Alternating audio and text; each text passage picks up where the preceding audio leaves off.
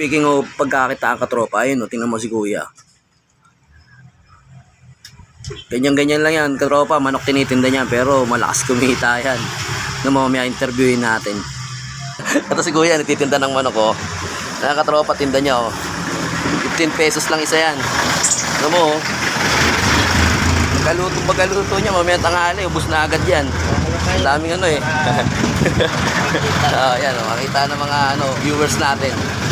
Yan. Sa isang araw kaya, nakakailang kilo kang Nagka 15 kilos lang. 15 lang. Pero ano na yun, saglit lang nauubos. Oo. Saglit lang nauubos. Ano sasawan niyo kuya? Suka, di ba? Ano yan? Yung sariling timpla mo? Sarili niya 40 plus suka. Oo, tropa, effective yan, Kaya kung dito sa lugar namin, pag business ka lang ng pagkain, buhay ka dito, kasi crowded na dito, ang daming tao.